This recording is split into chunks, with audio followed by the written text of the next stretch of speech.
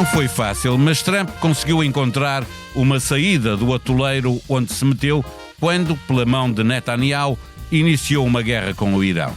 É ainda, apenas e só, um memorando de entendimento sobre o caminho para chegar à paz e põe-nos no mesmo sítio onde estávamos antes de começarem os bombardeamentos de 28 de fevereiro.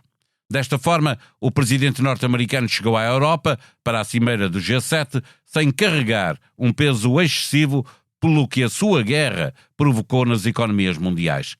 A hora é de olhar para a frente com pensamento positivo, até porque as relações com os europeus estão um pouquinho menos tensas.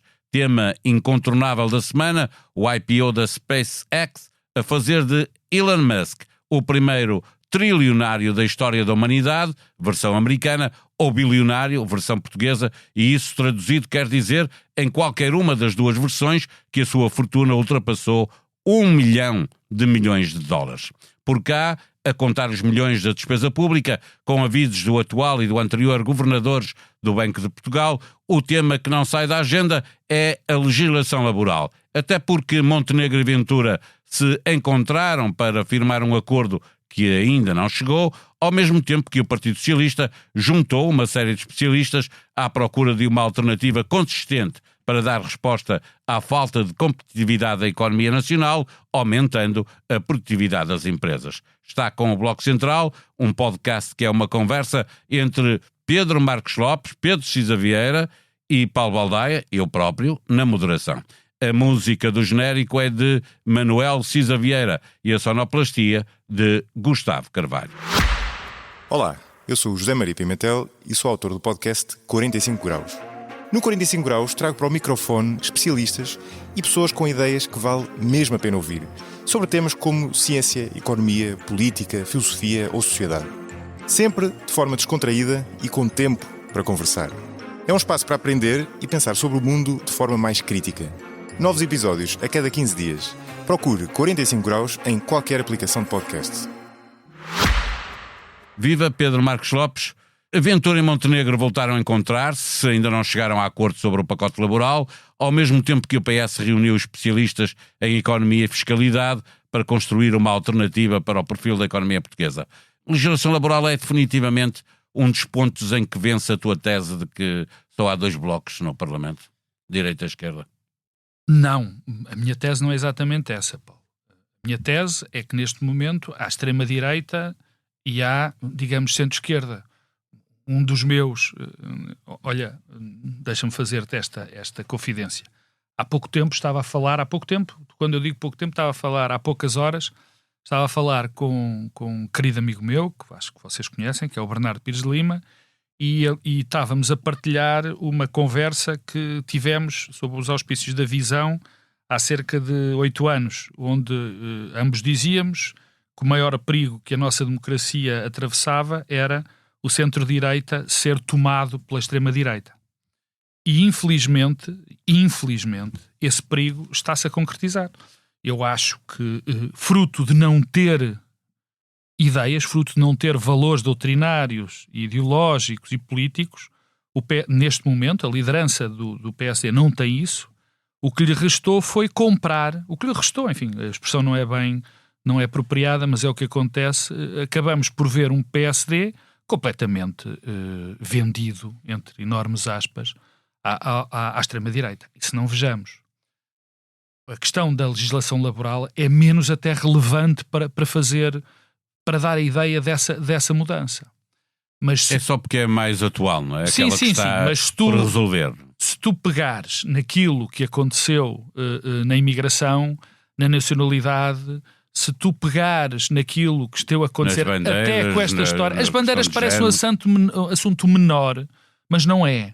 E se tu pegares numa coisa que eu ando verdadeiramente chocado, que foi, na semana passada, haver a vontade do PSD acabar, por proposta do Chega, acabar com os crimes de ódio, da expressão do ódio, fazer de afirmações de ódio, de violência, apenas variações da liberdade de expressão. Isto é gravíssimo, mas também marca uma fronteira absolutamente clara. E nesse aspecto eu tenho poucas dúvidas daquilo que está a acontecer. Continuo a exprimir isso. Há de facto um lado de centro-esquerda, e esta extrema-direita. Esta extrema-direita está-se a expressar desta maneira, o PSD está virado, e isto tem duas consequências. Tem uma consequência e a outra que o pode ser. A primeira consequência é um desligamento do eleitorado tradicional do PSD, ou do eleitorado do PSD, da máquina e de quem é o PSD neste momento. O Expresso, a semana passada, acho que viram, como eu, mostra... Sim, a maioria dos eleitores não está... não partilha esse caminho que a cúpula tem. A grande maioria dos eleitores do PSD acha muito pior o Chega do que o PS ou o Bloco de Esquerda.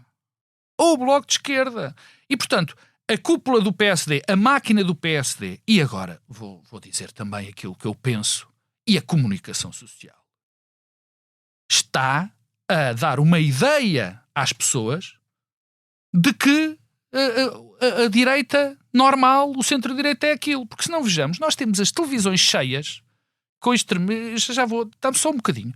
Temos as televisões absolutamente cheias de pessoas que supostamente são de direita, mas que não são de extrema-direita, a apelar todos os dias a essas coligações formais ou informais entre o Chega e o PS.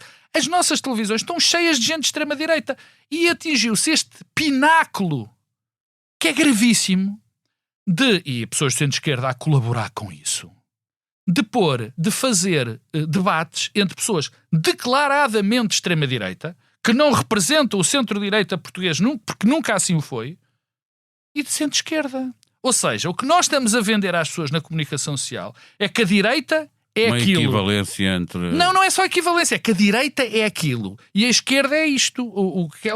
Quando isso é perfeitamente errado. Termino, já falo do PS, porque eu já vamos ao PS. PS. Pedro Cisa Vieira, tu és uma das personalidades convidadas para dar um contributo para a apresentação da proposta que já falei. É uma alternativa à reforma laboral do governo, mas é mais que isso, é um esboço de um programa de governo para a área económica. O que é que pediram, de facto? O que é que estão a trabalhar?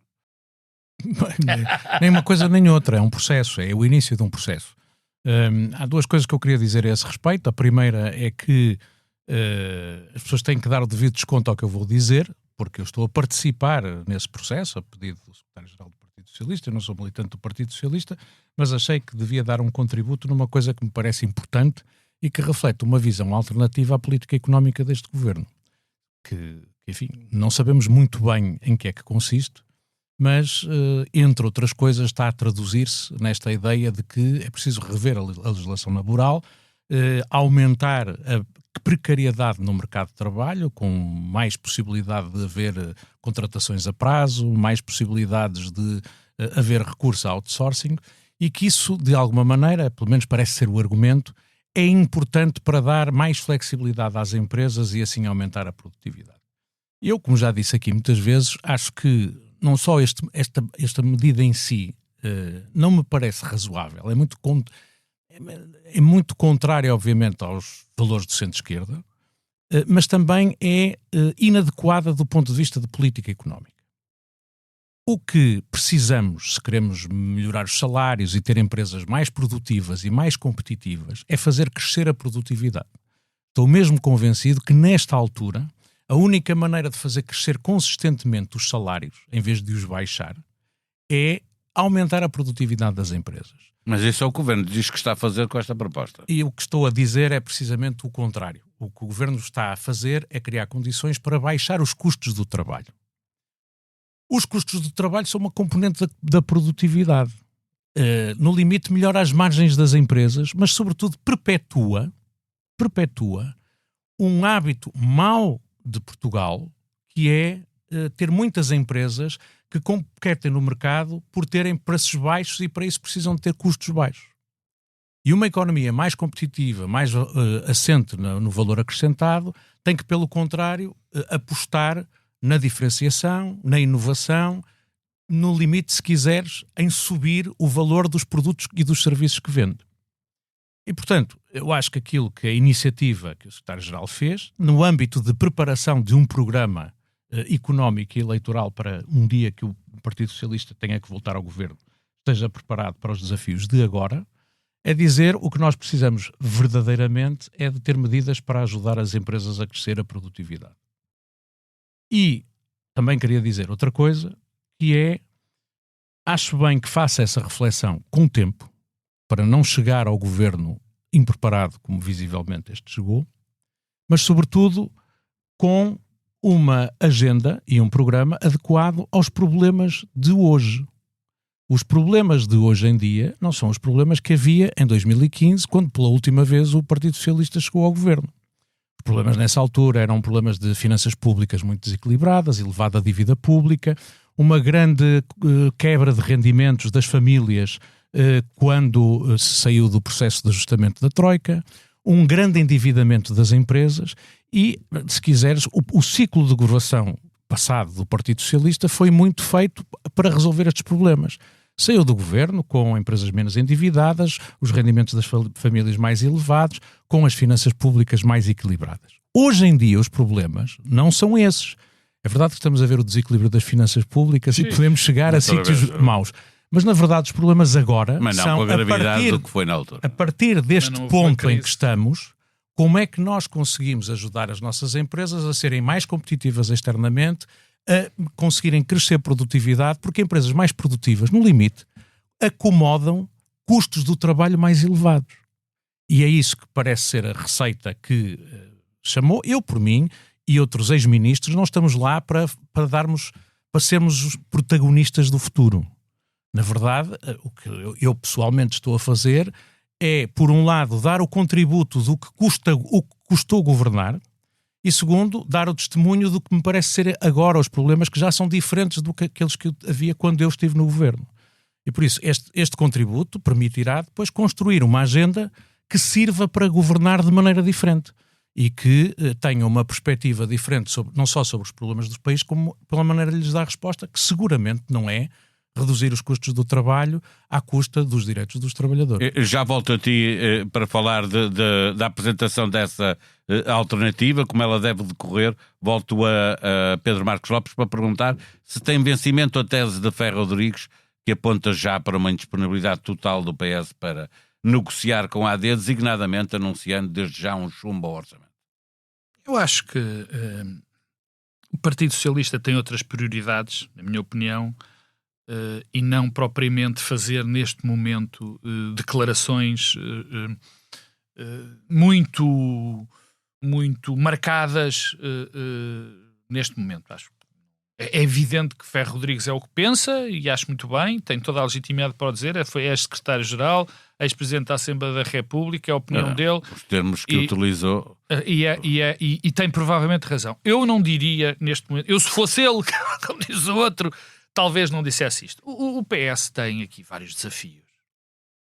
O primeiro, no fundo, foi enunciado, sem o dizer claramente, pelo Pedro Cisa Vieira, que é ter uma proposta concreta para, quando chegar à governação, não andar a fazer a triste figura que anda a fazer este governo. Portanto, ter um conjunto de propostas que faça sentido e que se adaptem ao momento. Mas depois tem objetivos táticos muito complicados. Muito complicado. O primeiro é o afastar do ódio ao Partido Socialista. E isto, quer dizer, enunciar isto já é estranho, mas nós sabemos que é verdade, Paulo. Claramente. Nós sabemos que isto é verdade. Ou seja, eu noto isso... É muito redes sociais, obviamente. De acordo. Não, mas tem uma... Mas depois tem uma concretização, porque repara, há bocadinho eu estava a falar de que os eleitores do PSD não gostam do caminho, não gostam do Chego, nem deste caminho. Por isso eu digo que é redes sociais, porque e que está a os caminhar, eleitores do exato. PSD estão claramente mais inclinados para negociações com o Partido Socialista do que com o Chego. No entanto, esses eleitores, que obviamente saberão nas próximas eleições que o PSD tem uma aliança, e já sabem, com o Chega, e portanto não gostam dela, mas daí até acharem que é possível eles votarem no Partido Socialista, vai uma grande distância. O Partido Socialista que apresente propostas não alternativas credíveis que Paulo, as pessoas... É bem verdade, e eu comecei por isso, mas há um problema sempre psicológico, digamos assim, há sempre um problema que as pessoas têm em passar... Normalmente, os movimentos eleitorais nunca são de um partido para o outro, como tu sabes. Muito menos em partidos concorrentes. Muito menos em partidos, por estranho que pareça, sobretudo em partidos que estão próximos uns dos outros. Porque depois isto tem muita implicação com as pessoas, tem a ver com o passado, tem a ver com um conjunto de problemas deste género. Portanto, o Partido Socialista tem que evitar, por todos os meios, ir nesse sentido. Tentar que acabe só dessa recordação do PS. E eu diria que neste momento afirmações bombásticas não serão o melhor que pode acontecer ao Partido Socialista. O terceiro ponto, e com este termino, é o seguinte. O Partido Socialista tem uma oportunidade como poucas no futuro próximo. Porque este caminho não é bom para a democracia, o que está a acontecer. O centro-direita casar-se com a extrema-direita e transformar-se em extrema-direita. Não é bom, porque a democracia só sobrevive quando dois pontos diferentes têm uma proximidade muito grande, por estranho que pareça. A democracia não é o regime dos polos, é o regime da convergência. E isto é mau para a democracia quando um lado está moderado e o outro lado não está. Mas para provar que se está moderado, tem que se fazer esse caminho, como eu te acabo de dizer.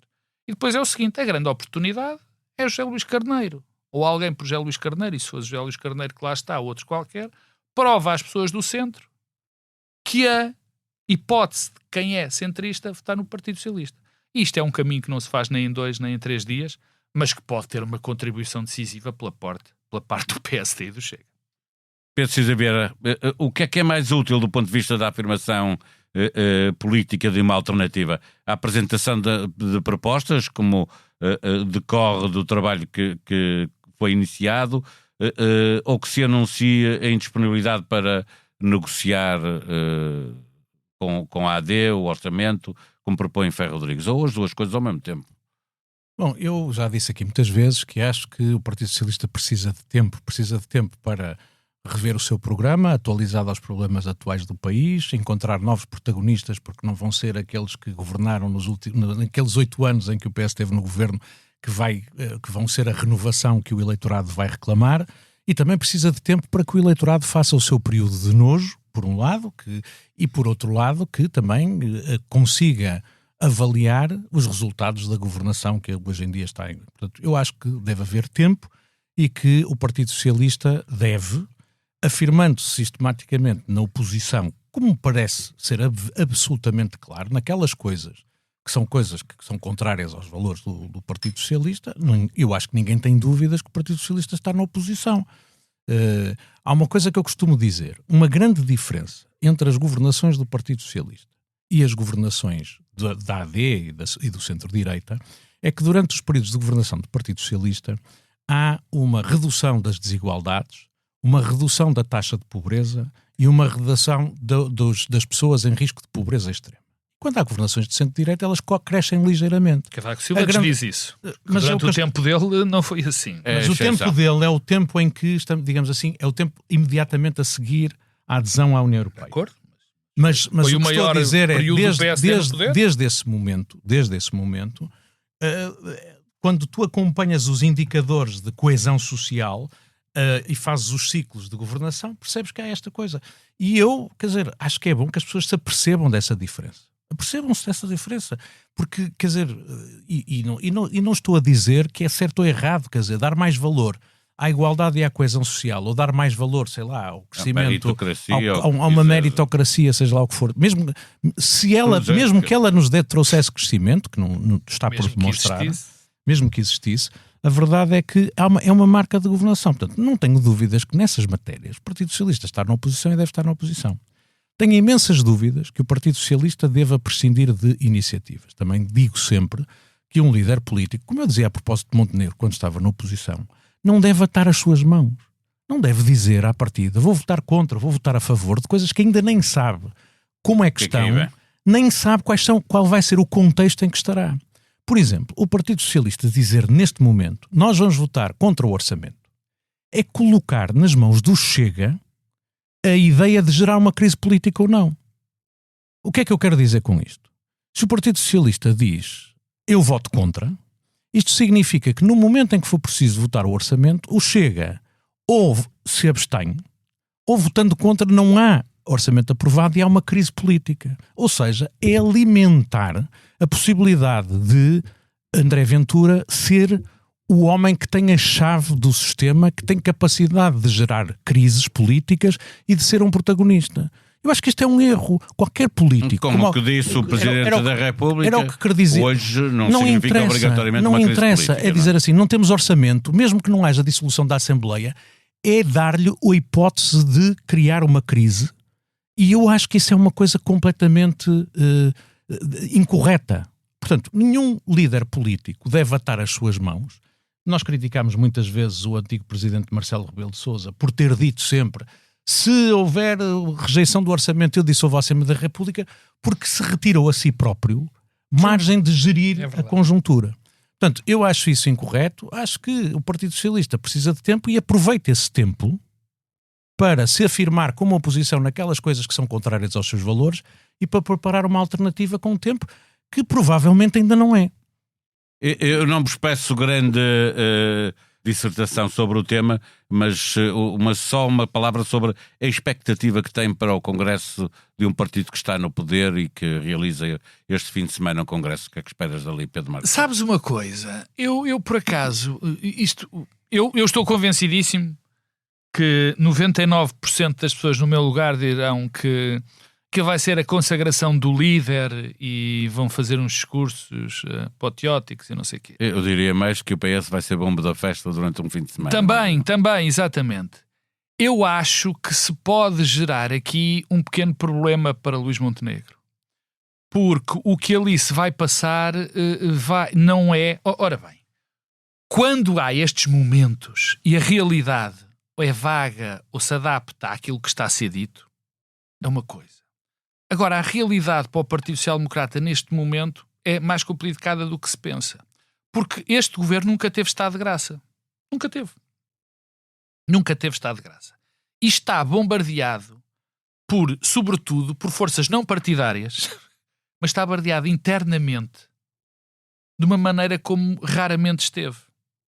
Raramente nas circunstâncias de Montenegro.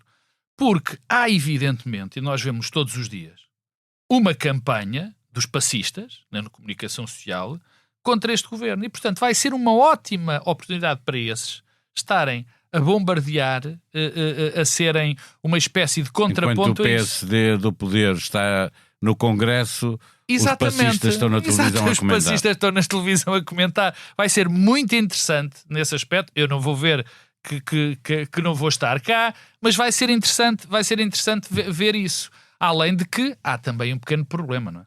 Além de que há um pequeno problema de nós corrermos o risco do PSD, daquele PSD que lá está, correr o risco de parecer demasiadamente fechado sobre si próprio. Que é um problema gravíssimo que aconteceu ao Partido Socialista quando estava no poder, muitas vezes. Pensas haver alguma expectativa para esta reunião magna dos social-democratas que estão no poder? Não tenho grande expectativa por uma razão, é que normalmente os congressos dos partidos que estão no poder não têm grande história.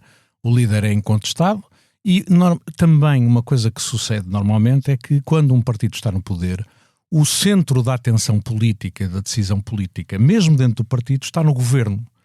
As pessoas estão atentas ao governo e é a partir do governo que os líderes influenciam a própria situação no partido.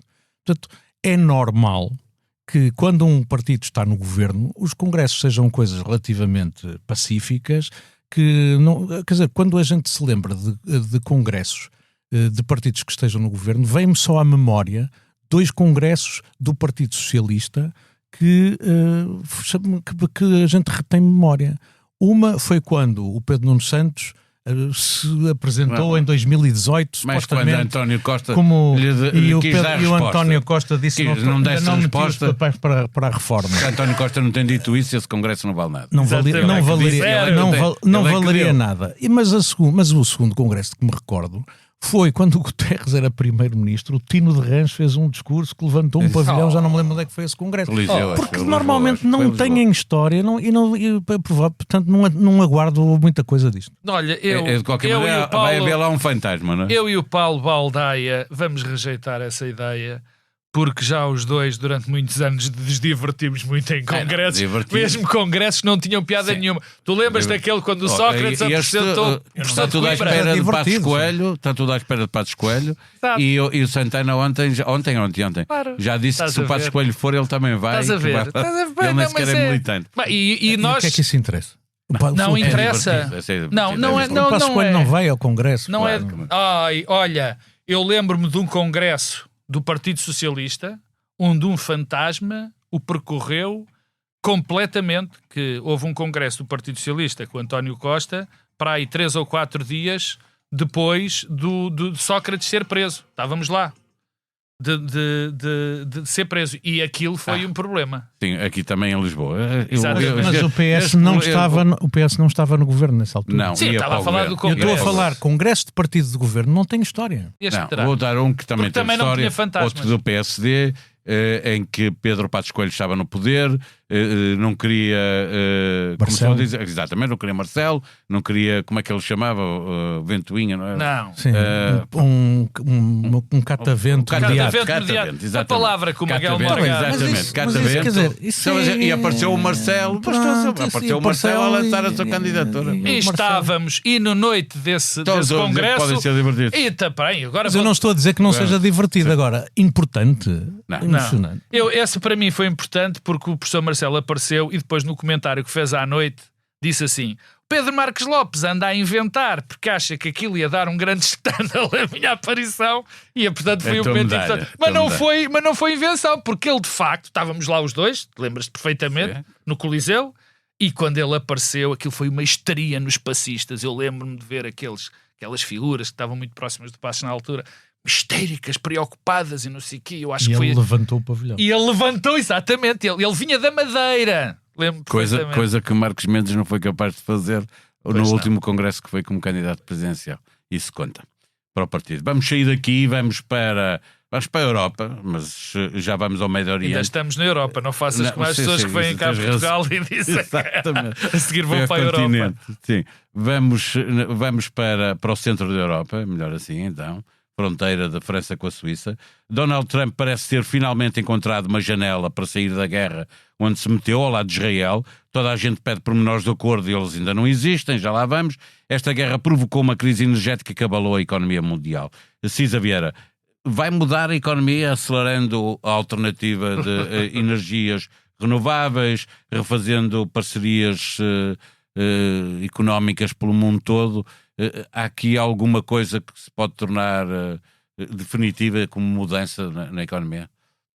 Eu acho que isto acelera mudanças que vinham de trás. Quer dizer, o que esta guerra demonstrou, e ainda vão demorar semanas até termos uma normalização na situação do mercado de produtos petrolíferos e outros, ou mais, provavelmente meses.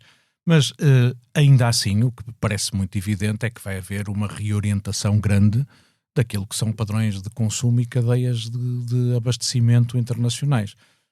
Claramente, países e empresas vão procurar reduzir a sua dependência, não apenas daquilo que são produtos oriundos da região do Golfo, mas também dos produtos energéticos em geral.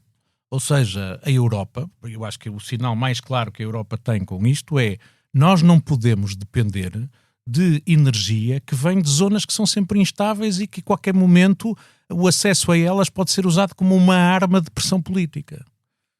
Nós não podemos colocar-nos numa situação em que, por causa de uma guerra entre terceiros para que nós não somos chamados, os nossos consumidores e as nossas empresas ficam sujeitas a fragilidades. Portanto, acho que isso vai incentivar, por um lado, uma diversificação das fontes de abastecimento e, por outro lado, um investimento muito grande na eletrificação da economia e, sobretudo, com recurso a fontes que a Europa tenha. Renováveis e nuclear. E neste caso, relativamente à Península Ibérica e a Portugal, isso deveria acelerar os esforços de transição energética. A Espanha está a fazer uma aposta muito significativa no aumento da produção com recurso a fontes renováveis. Isso está-lhe a permitir atrair imenso investimento industrial. E Portugal, que parou a instalação de novas instalações de consumo, que por causa de umas autoridades ambientais que gostam de dizer que não consegue... Está aí uma reforma do Estado, também serve para essas coisas. Eu espero que sim, eu espero que essa reforma do Estado saia, porque senão nós estamos a desperdiçar uma oportunidade imensa de atrair investimento e de servir melhor a economia, as empresas e os consumidores portugueses. Marcos Lopes. Eu começo por Portugal e porque, enfim, parecendo que não é o país onde eu vivo e preocupa mais. O investimento nestas... Há coisas que são globais. Não é? Sim, mas já lá vou. O investimento neste setor, nas energias alternativas, parou. Não parou só sob o impulso por causa destas entidades que, de facto, estão a prestar um péssimo serviço ao país. Na América é uma opção política. Mas aqui, cada vez mais, me dá essa ideia. Na América é uma opção política, mas é mais fácil licenciar um parque solar ou eólico na América, e é por isso que neste momento no o Estado que mais cresceu a produção de energia renovável foi o Texas. Não, é verdade, mas eu também não me esqueço de uma coisa, quer dizer, é que o que tu disseste é verdade.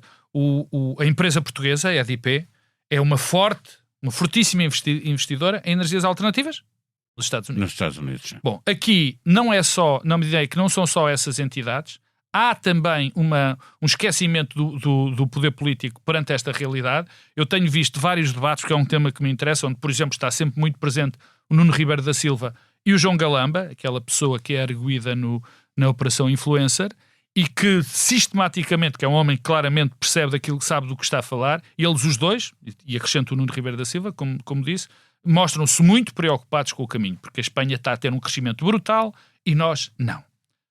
Primeiro. Segundo ponto. Eu gostava... Não significa, deixa-me só abrir um parênteses, que Portugal não esteja bem colocado nas energias renováveis que está. Não, olha, vou dizer uma coisa que fica sempre mal. Vou dizer uma coisa... Mas fez. Durante muitos, claro. Vou dizer uma coisa que fica sempre mal. E que é sempre aproveitada para me aborrecer por causa disso. O grande impulsionador disso foi o José Sócrates. E se há mudanças estratégicas que foram feitas neste país, nesse segmento, foi José Sócrates que as fez. E o resto é conversa. O resto é aqueles problemas que nós sabemos. Segundo, eu gostava de ter o otimismo do Pedro Cisa Vieira. Só que eu já não tenho ilusões contra a memória das pessoas.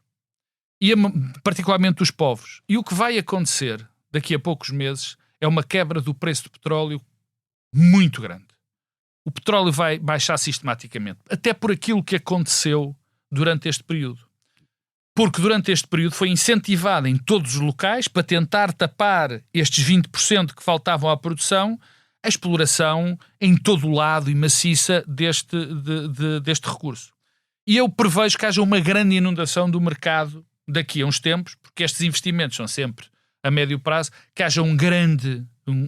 e o teu pessimismo não tem a ver com o preço, nem com a economia, que beneficia disso. O pessimismo vem com o facto... Exatamente. O meu pessimismo vem do que o preço vai baixar muito, as pessoas vão se esquecer porque isto está abaixo e lá vão outra vez os investimentos naquilo que é preciso ser feito em relação às energias. O último ponto é muito simples, acho que vais perguntar isso a seguir. Tivemos uma guerra onde os Estados Unidos perderam de uma maneira absolutamente esmagadora. A derrota dos Estados Unidos é uma coisa que vai ser estudada. Estamos a olhar ainda para o G7 e para a implicação na economia, já vamos ao momento da paz. Não, mas tu adivinhas o que se vai falar. Cisa Vieira, é um ano perdido este, com um crescimento económico abaixo do que estava esperado, por todas as diferentes instituições, FMI à cabeça, inflação a aparecer de novo como um problema, levando os bancos centrais a subir juros. Este ano está perdido? Do ponto de vista económico, obviamente, face àquilo que estávamos... Perdido nunca está. Um ano é sempre um ano de vida que nós temos aqui na Terra e eu aprecio muito todos os dias que passo aqui neste planeta. Quero-me imenso estar vivo, não é? Quero-me imenso estar vivo. Exatamente. Estou com dificuldades de me fazer perceber. Mas se estás a perguntar que se do ponto de vista do crescimento, um momento que estava a ser de recuperação económica, entramos muito bem no ano, até fevereiro, se é algo que obviamente levou a toda esta instabilidade e agora o aumento dos custos de produção e associado a um crescimento das taxas de juros tem uma retração do investimento E isso o investimento é sempre a maneira mais saudável de nós induzirmos crescimento, porque o investimento é as empresas ou as famílias a gastarem agora para aumentarem a sua capacidade de produção ou melhorarem. Portanto, a nossa economia, o investimento caiu muito significativamente nos últimos 2 anos, nacional de empresas e estrangeiro. Portanto, o crescimento económico que estamos a ter vem essencialmente do crescimento do consumo das famílias. Portanto, era importante corrigir esse movimento e voltar a ter crescimento e investimento, e isso ficou muito comprometido com toda esta situação de instabilidade. E mais a economia internacional também, ao não crescer, também não puxa pelas nossas exportações, e portanto é um sinal de irresponsabilidade tão grande os Estados Unidos terem embarcado numa guerra que se alterou a situação na região foi apenas no sentido de gerar maior instabilidade e que interrompeu confirmar o poder do Irão na zona. Um processo de crescimento económico que não se percebe muito bem a troco de quê. Portanto, ainda assim, chegar à cimeira do G7 com este memorando de paz facilita a vida ao Trump, torna menos tensa as relações com a Europa, designadamente, mas não apenas, porque o problema dos Estados Unidos também é com a Índia, também é com a China, também é com a Coreia do Sul. Quer dizer, o grande problema não é no G7, o grande problema geral. É perante o seu eleitorado, perante toda a opinião pública mundial, perante tudo, como eu tinha dito aqui no programa anterior, a menos má das soluções era os Estados Unidos arranjarem uma maneira de dizer que a guerra tinha acabado e reabrir o Estreito de Hormuz, mesmo que não tivessem conseguido nada do que se tinham proposto. É isso que acontece. O Trump precisava disso. O Trump precisava de dizer acabou a guerra e está outra vez o petróleo a correr e agora quer lá saber do resto. E é isto que aconteceu. Deixa-me pegar por aí. Pedro Marcos Lopes, olhar para o memorando de paz parece mal amanhado, de facto, não é? Deixa Israel de fora. Israel serviu para lançar a guerra, mas não serve para fazer a paz. É uma paz para ajudar Trump até às intercalares de novembro? A guerra pode voltar depois disso? Não, acho que a guerra não vai voltar depois disso. A guerra voltará, quer dizer, vai continuar a guerra naquele lugar do mundo, porque há nitidamente um país que perdeu completamente a cabeça, quer dizer, um país que se entregou a fanáticos religiosos, a fanáticos políticos. Também vão ter eleições em outubro. Sim, entregou-se, e vamos ver o que irá acontecer, mas entregou-se a fanáticos religiosos e políticos. Eu li ontem uma coisa que me deixou muito impressionada, porque eu não acredito naquilo que ali está, eu não subscrevo aquilo que ali está, mas deixa muito impressionado ler pensadores moderados, intelectuais americanos, europeus, dizer que neste momento Israel já não tem a desculpa já não tem a desculpa do Holocausto, desculpa entre enormes aspas. E isto é muito perturbador, quer dizer, porque isto dá a dimensão. Claro que tem. Isto dá a ideia.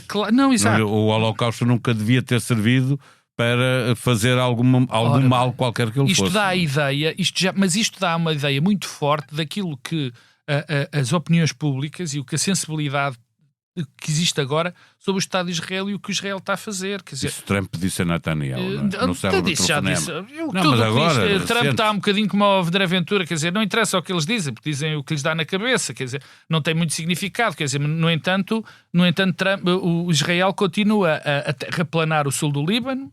O que se está a passar em Gaza, nós estamos esquecidos de Gaza continua a ser terraplanado, todos os dias se mata gente em Gaza.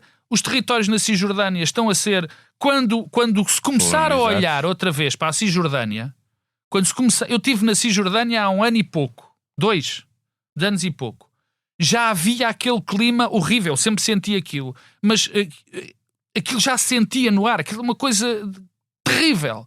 Quando nós olharmos para a Cisjordânia, quando deixámos de olhar para o Irão, para Gaza, quando já não há Cisjordânia, quer dizer, já foi toda ocupada pelos colonos e os desgraçados palestinianos vão acontecer como tem acontecido. Os prédios já vão ter 12 andares, sempre prontos a cair, porque eles não podem construir nada e cada vez estão em espaços mais pequenos. Bom, mas os Estados Unidos perderam esta guerra de uma maneira absolutamente incrível, que nos põe muitas interrogações sobre o que é que vão ser as guerras ou como é que agora são as guerras. Nós tivemos o exército mais poderoso do mundo a não conseguir ganhar uma guerra. Na Ucrânia está-se a passar coisa parecida. Mas a Ucrânia... a guerra mudou com os drones, mas na Ucrânia há uma diferença com a Ucrânia. Há uma diferença na Ucrânia. A Ucrânia foi muito ajudada, e continua a ser, e ainda bem, pelos europeus. Já tinha uma indústria de guerra incipiente, mas já tinham... O Irão é completamente diferente. O Irão tem dimensão, mas não tinha aquela capacidade... O Irão era fornecedor de drones da Rússia.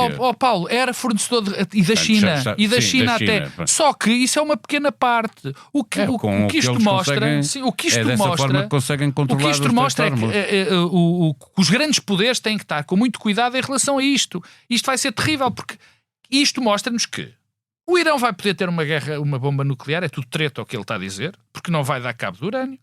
O Estreito de Hormuz, que era algo que nós até estávamos semi-esquecidos que podia ser utilizado como arma, agora vai ser usado como arma. Tinha sido uma vez, já mas já tinha, que fosse Paulo Albuquerque, vai ser agora uma arma constante, não é? O regime já endureceu e vai endurecer outra mais. Nunca houve tantas execuções no Irão como está agora. E os Estados Unidos vão ter de pagar uma nota preta, que eu vi quando estava a vir para aqui no memorando, porque a compensação... O memorando não tem nada de específico. O memorando, a única coisa que diz é que vai libertar metade dos ativos retidos no exterior do Irão. Não é os Estados Unidos a pagar. Não, que aliás estão nos Emirados, estão no Qatar. Bom, portanto, e aquela zona, como diz o Cisa, e tem toda a razão, quer dizer, se já estava problemática... mais problemática vai ficar. Deixa-me acrescentar uma coisa que é assim, o pior disto, eu não vou dizer que o Irão vai ter arma nuclear, não sei o que é que se passa, é preciso recordar que em 2015 havia um acordo em que o Irão se tinha comprometido a não enriquecer urânio, a não produzir uma arma nuclear e que tinha inspeções periódicas da Agência Internacional de Energia Atómica que assegurava que isso não estava a ser feito. Bem, mas já veio dizer que melhor que aquilo não vai ser. Foi desse acordo que Trump saiu para agora dizer que vai tentar negociar uma limitação ao desenvolvimento de armamento nuclear pelo Irão, depois de ter gasto milhares de milhões de dólares, de ter exaurido os estoques de armamento e de munições dos Estados Unidos e de ter deixado tudo basicamente... Sim, mas as bolsas cresceram. Mas eu não vou dizer que eu acho que não foi por isso, mas vamos falar disso a seguir. Mas o que ia dizer era, o grande problema é que até ao momento o Estreito de Hormuz estava lá e o Irão poderia ter sempre a possibilidade de o bloquear. Mas não se atrevia a fazer isso.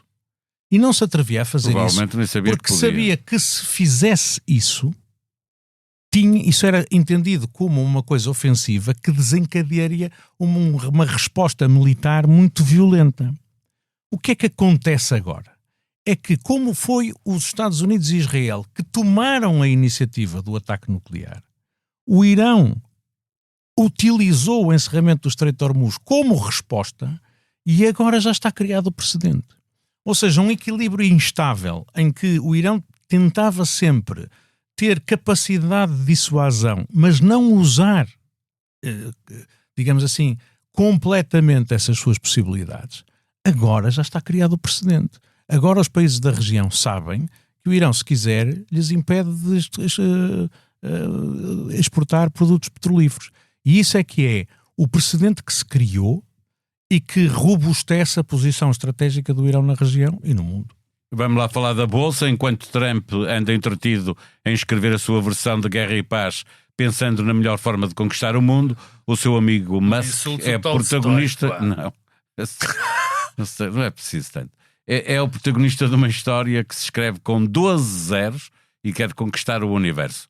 O IPO da SpaceX tornou-se no maior de sempre. Precisa ver... Começamos a ter um problema de excesso de investimento direcionado às super tecnologias, inteligência artificial, desviando recursos de outros setores. Se não é esta, que outras leituras podem fazer desta operação inicial de Bolsa? Eu acho que é muito por euforia, ou seja, há muito dinheiro no mundo que estava à procura de ser investido. E tem estado a ser... Pode-se criar uma bolha e depois tem estado a ser investido. nestas empresas tecnológicas. A Google fez também um IPO, um aumento de capital, uma oferta em bolsa, a Meta também, agora o SpaceX, mas tanto quanto sei, a OpenAI e a Anthropic também a vão fazer. Isto é uma coisa que estas empresas estão a vender promessas. A SpaceX é uma empresa que tem uma faturação... Para vocês terem uma ideia... prejuízo. Para vocês terem uma ideia... Tem prejuízo. Nunca deu lucro. Para vocês terem uma ideia, a SpaceX vale mais ou menos o mesmo que a Amazon e que a Microsoft. Um bocadinho menos. A Amazon tem vendas de quase 500 mil milhões de dólares anuais. Mas a Microsoft de faturação. Sim. A Microsoft está à volta dos 300 mil milhões. A SpaceX tem vendas de 19 mil milhões. E perde dinheiro. Muito. Sempre perdeu dinheiro. O último ano, 5 mil milhões. Só a parte da inteligência artificial foram 20 e tal mil milhões de... Mas essa é a parte que perde mais. E o tema todo é o seguinte... A SpaceX acabou de comprar uma empresa que tem um modelo, já não me lembro como é que se chama, porque o deles era muito mau. O Grok era muito mau. Portanto, a SpaceX faz um IPO em que vende, salvo erro, 4. Aquilo que se diz que a empresa agora vale muito. Sim, é porque vendeu 5%. Vendeu 4% do capital e se oferecesse a totalidade do capital àquele preço, a empresa valeria... Provavelmente muito. Se alguém pudesse controlar, e o valoriza. Elon Musk é um trilionário porque neste momento as ações que ele tem na SpaceX estão a ser valorizadas nestes termos. Mas deixa-me só dizer o seguinte... Sobe e desce esse tipo de fortunas. A informação que foi dada às pessoas que compraram ações da SpaceX é assim. Isto vai ser um negócio extraordinário porque nós vamos fazer colónias em Marte. Nós vamos fazer data centers em órbita, nós vamos fazer mineração de asteroides. Isto vai ser são livros do Júlio Verne. O que é provavelmente do domínio da possibilidade. Mas, claro. A verdade é que ninguém quer ficar de fora dos negócios do Musk. Mas o tema, tem dinheiro, põe lá. O tema todo é estas coisas, tal como estes IPOs agora destas empresas de inteligência artificial, são todas construídas na base de promessas. Não têm negócio lá. É uma coisa de... Isto no futuro vai ser muito bom. Eu estou-vos a dar aqui a oportunidade de vocês ficarem com um bocadinho disto para ganharem muito dinheiro lá à frente. Isto faz lembrar... O primeiro investidor da SpaceX transformou-se em multimilionário porque nunca vendeu nada, só tinha um bocadinho. Ficou com muitas centenas de milhões. Tem que vender as suas ações àquele preço. E está a vender. Essas coisas estão a acontecer. As outras empresas vão apresentar-se na Bolsa, elas também ainda não deram dinheiro nenhum. Está toda a gente à espera que estes investimentos brutais em inteligência artificial... que já aumentou uma bolha há 20 e poucos anos. É isso que eu estou a dizer. Isto faz lembrar as bolhas da .com, que também eram IPOs feitos na base de promessas. Ou, se quiseres, é como uma coisa das papoilas, das tulipas holandesas no século XVII. As bolhas são todas assim. Essa é a primeira. Mas tem sempre vantagens para a economia. O Pedro está a invocar um livro. Coisas que acontecem. O Pedro está a invocar um livro que ambos lemos, mas que eu não me lembro qual era o título. Empresas que foram à falência e depois os cabos já estavam estendidos e hoje isso aproveitaram. Mas quem investiu na altura perdeu ganha. Muito dinheiro. Essa economia depois ficou lá alguma coisa nas tulipas holandesas, não? Qual era o livro, pá? Lemos os dois. Já li algum. Mas foi vamos lá rápido. Bom. Olhar para isto, porque além da questão económica, há aqui também uma questão social que resulta deste enriquecimento sem limite de multimilionários, ao mesmo tempo que há uma parte da população que perde poder de compra por causa da inflação. Há grandes consumos de energia. Isso é ideias que eu vou lá chegar. Porque depois tu adivinhas tudo. Foste tu que escreveste. Há aí uma coisa qualquer que me diz que foi isso que aconteceu. Mas há aqui também uma questão económica e social e pergunto a precisar de uma resposta política global. A resposta política global é necessária há muito tempo. Eu já aqui invoquei várias vezes o nome de um pensador que eu gosto muito, do irlandês, do Edmund Burke? Do Burke, quando ele dizia, já o invoquei muitas vezes, quando ele dizia que o poder político será sempre, o político será sempre nacional e o económico, portanto, o político será sempre nacional, e o que nós vivemos neste momento é que o económico se globalizou. E, portanto, o poder económico globalizou-se e nós agora vivemos numa circunstância em que a economia limita muito a política. E isso tem tido um fenómeno, para atalhar, tem tido um fenómeno muito preocupante nas nossas comunidades, nas democracias. É esta ideia, esta nossa percepção que o nosso voto não serve para nada, porque a economia é que domina, portanto, mesmo que nós votemos daqui ou ali, é indiferente, porque os que mandam continuarão a mandar e da forma que querem. E este tipo de fenómenos ajuda a essa percepção, mas não é só percepção, há realidade. Tu repara que esta Gilded Age que nós vivemos, eu invoco aquilo do fim do século XIX da Gilded Age, onde houve uma série de americanos que ficaram de tal maneira ricos que compravam castelos inteiros, mandavam-nos pôr, decoravam tudo em ouro, não havia imposto. Compravam na Europa e não havia imposto sobre o rendimento, e portanto aquilo era uma loucura. O que nós hoje temos é uma concentração de riqueza em 3 ou 4 tipos, muito parecido.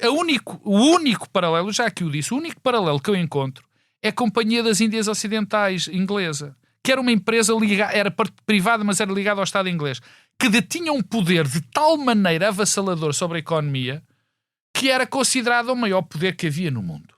Ora bem, nada, e não se compara rigorosamente nada àquilo que hoje acontece. Estes homens, o Musk, o tipo da Amazon, o tipo da Google, são tipos de tal maneira poderosos que mandam no mundo. Quer dizer, o Musk incentiva os distúrbios na Irlanda e não lhe acontece rigorosamente nada. Faz um discurso de ódio horrível, condiciona as redes sociais, tudo, e não lhe acontece nada.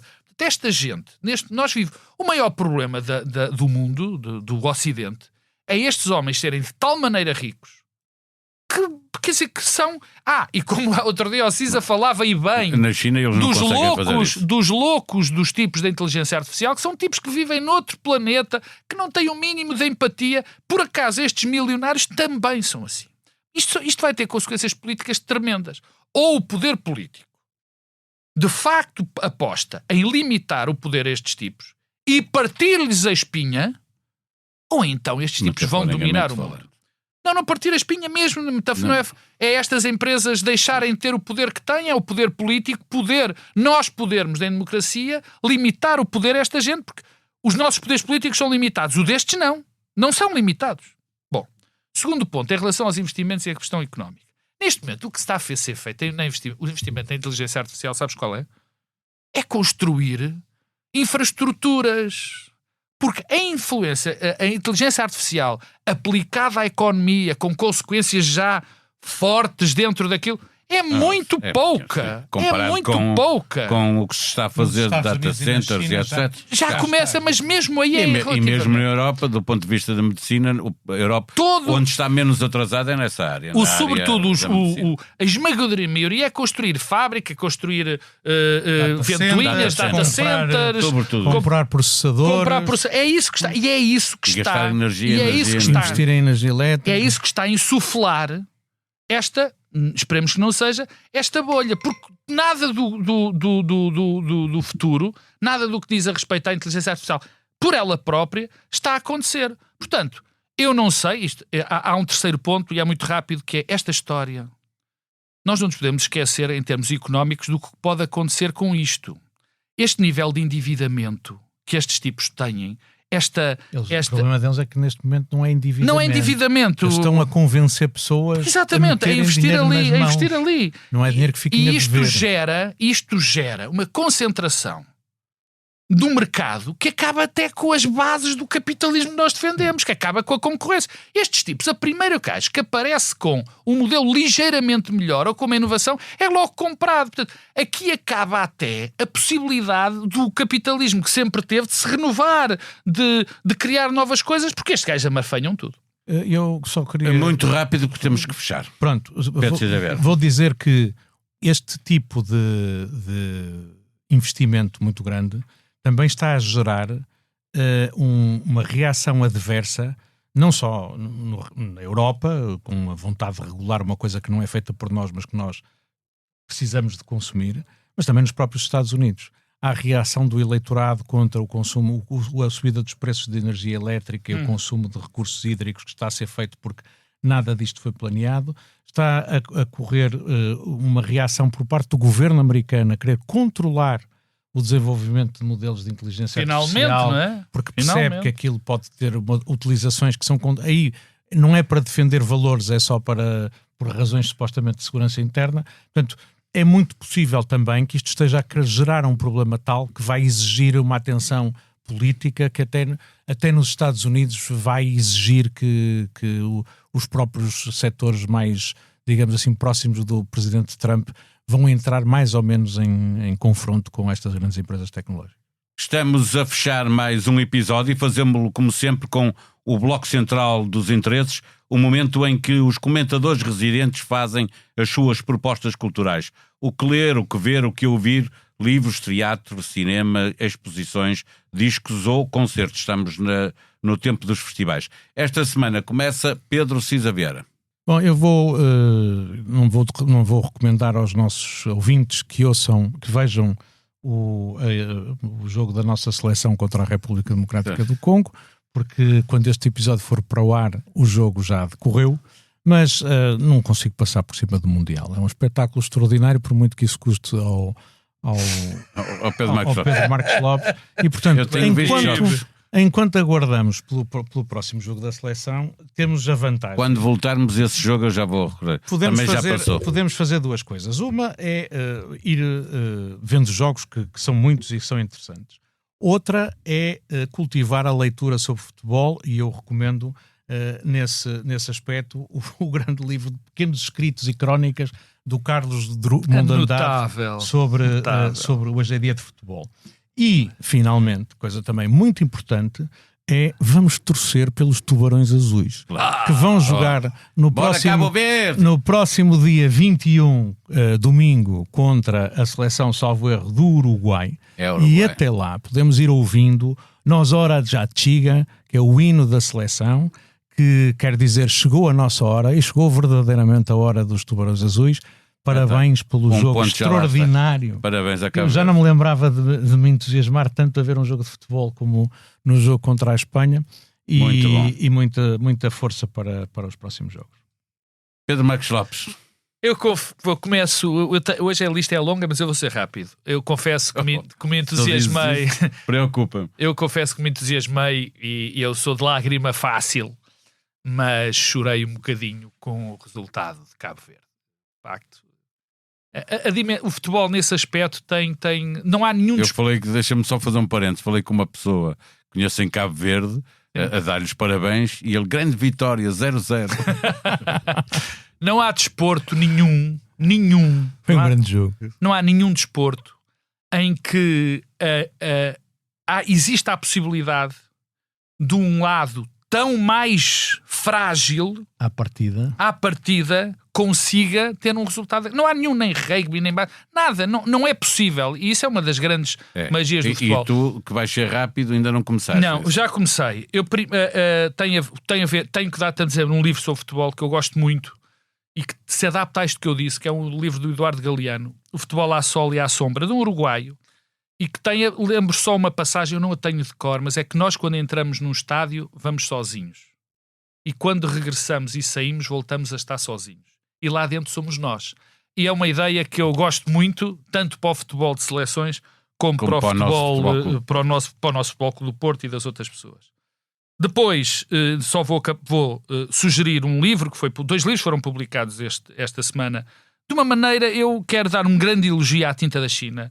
Republicou 2 livros de um extraordinário escritor português, o Luís Pacheco, que são Os Inéditos e Dispersos e o Sou Livre em Português. Quem nunca leu Luís Pacheco é um escritor maldito, um escritor que provavelmente fez por selo. Se escrevesse, sim, fez muito por selo, e se escrevesse hoje provavelmente não podia escrever aquilo que escreveu. Mas grandes parabéns à Tinta da China por esses 2 magníficos livros e essa magnífica lembrança. Para terminar, são 2 músicas. Uma, eu sou amigo do Tosé Brito, amigo e admirador, e confesso que havia uma música que eu não sabia que era dele e que eu nunca tinha ouvido, sou tão estúpido, que se chama Em Segredo. Foi uma música que foi primeiro gravada pela Dina, é uma música do Tosé Brito, que é uma música absolutamente extraordinária, eu não me lembrava dela. Por acaso também foi reeditada pela Joana Espadinha. É uma música notável e eu volto a dizê-lo, ouçam aquilo do Tosé Brito. Isto é um muito amiguismo. Mas eu ele, sou amigo entretanto, dele. já cantou isso? Cantou para mim, mas, Então, mas está lá, a versão ou... da Dina ou da Joana Espadinha. E claro, também tinha que fazer isto. Um grande abraço a todos os meus irmãos cabo-verdianos, que são irmãos de nós todos. Eu ainda conheci o El do Lobo, foi um dos maiores cantores que eu conheci, é uma voz extraordinária, morreu demasiadamente cedo, e eu gosto de uma coisa mais animada, e ele escreveu uma música para os Tubarões que se chama de Joãozinho Cabral, e isso é uma música que anima até um morto. E força Cabo Verde, e pronto, faço-vos o favor, força Portugal. Depois do jogo com o Congo, quando voltarmos, a seleção portuguesa também já terá jogado com o Uzbequistão, o Brasil com o Haiti e com a Escócia, Cabo Verde com o Uruguai. Assim se escreve o Mundial em português. Tenha uma boa semana, proteja-se, vem aí mais uma onda de calor extremo e fique bem.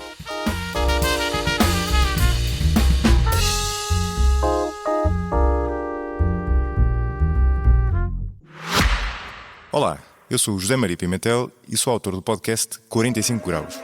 No 45 Graus trago para o microfone especialistas e pessoas com ideias que vale mesmo a pena ouvir, sobre temas como ciência, economia, política, filosofia ou sociedade. Sempre de forma descontraída e com tempo para conversar. É um espaço para aprender e pensar sobre o mundo de forma mais crítica. Novos episódios a cada 15 dias. Procure 45 Graus em qualquer aplicação de podcast.